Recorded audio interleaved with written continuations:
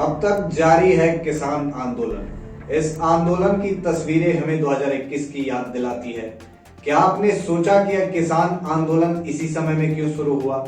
यह किसान आंदोलन सही में किसानों की मांगों की पूर्ति के लिए है या सरकार को ब्लैकमेल करने के लिए? आखिर जब मौजूदा सरकार का पार्लियामेंट्री सेशन समाप्त हो चुका है, जब वह कोई नया कानून न बना सकती है न ही कोई संशोधन कर सकती है, तो क्या यह आंदोलन आ रही चुनाव को ध्यान में रखकर रचा गया एक सुसज्जित षड्यंत्र है या फिर नई सरकार आने से पहले एक जायज मुद्दे की ओर ध्यान केंद्रित करने का अवसर? यह किसान आंदोलन आम आदमी के पक्ष में है या नहीं, इस वीडियो में तथ्यों के माध्यम से किसानों को और एमएसपी को समझेंगे तथा हम पर, आप पर और तमाम अन्य लोगों पर इसके प्रभाव को भी समझेंगे। यदि आपको यह वीडियो अच्छा लगे तो चैनल को सब्सक्राइब जरूर करें और दूसरों के साथ शेयर अवश्य करें। पॉइंट नंबर 1, आखिर किसानों की मांगों पर सरकार क्यों मुंह फेरे हुए है? किसानों की कुल मांगे 12 हैं। इसमें एक मांग है एमएसपी। किसान एमएसपी को कानून बनाना चाहता है। आखिर क्या है ये MSP? MSP minimum support price, Hindi में अगर समझे तो न्यूनतम समर्थन मूल्य। इसे ऐसे समझ सकते हैं कि धान का मूल्य किसी वजह से अगर कम हो जाता है तो सरकार उसे एमएसपी पर खरीद सकती है। सरकार साल में 2 बार 24 फसलों पर एमएसपी लागू करती है। ऐसा लग रहा है अभी तक तो सब सही है, परंतु बात यह है कि एमएसपी का लाभ केवल 6% किसानों को ही मिलता है। और बात तो यह भी है कि सरकार चाहते हुए भी सभी फसलों को एमएसपी पर नहीं खरीद सकती।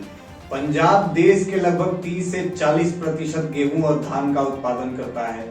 इसी वजह से एमएसपी का सबसे बड़ा लाभ पंजाब को ही जाता है। फन फैक्ट तो यह भी है कि आंदोलन पंजाब के किसान ही कर रहे हैं। जब भारत में भूखमरी जैसे हालात थे या यूं कहें कि खाने के लिए कुछ भी नहीं था और खाद्य पदार्थों की भी कमी थी, तब सरकार किसानों का समर्थन करने तथा हरित क्रांति के लिए एमएसपी को लेकर आई थी। लेकिन क्या तब का भारत और आज का भारत एक समान है? उस समय भारत की स्थिति कुछ और थी और आज कुछ और है। आज भारत खाद्य पदार्थ दूसरे देशों में एक्सपोर्ट करता है, ना कि इंपोर्ट। लेकिन पॉलिटिकल मुद्दा बनकर एमएसपी आज भी ऐसे ही जारी है। किसान चाहते हैं कि सरकार एमएसपी को कानून बनाए। एमएसपी पर केवल सरकार ही खाद्य पदार्थ अथवा फसल खरीद सकती है। सरकार प्राइवेट प्लेयर्स को एमएसपी पर फसल लेने के लिए मजबूर नहीं कर सकती। यदि कहीं पर अच्छी क्वालिटी और कम दाम पर फसल मिलती है तो वहां से वे खरीद सकते हैं। एमएसपी के कारण भारत में गेहूं की कीमत 2275 रुपए प्रति क्विंटल है और यही 1 क्विंटल की कीमत रूस में 1869 रुपए है।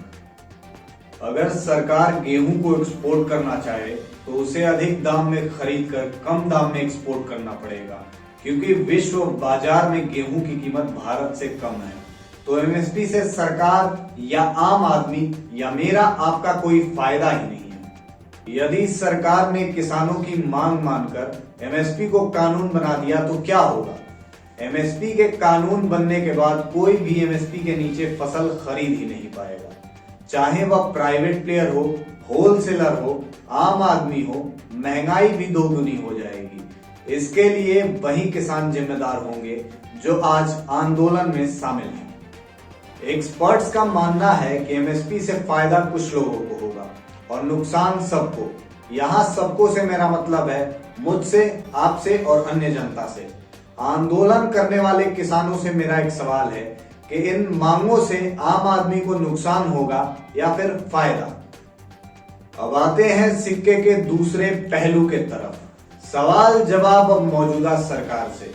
सरकार की मनमानी या मजबूरी? आखिर सरकार इस मुद्दे पर खुलकर बात क्यों नहीं करना चाहती? सरकार किसानों को इतना दबाने की कोशिश में क्यों लगी है? क्या उसे आ रही चुनाव में अपना सत्ता खोने का डर है या भय इस बात का है कि आंदोलन एक बड़े दंगे का स्वरूप न ले ले? इस वीडियो को इतना शेयर करें कि सत्ता के शीर्ष पर बैठे नेताओं एवं पंजाब के किसानों को भी यह सवाल उतना ही महत्वपूर्ण लगे जितना मुझे और आपको लगता है।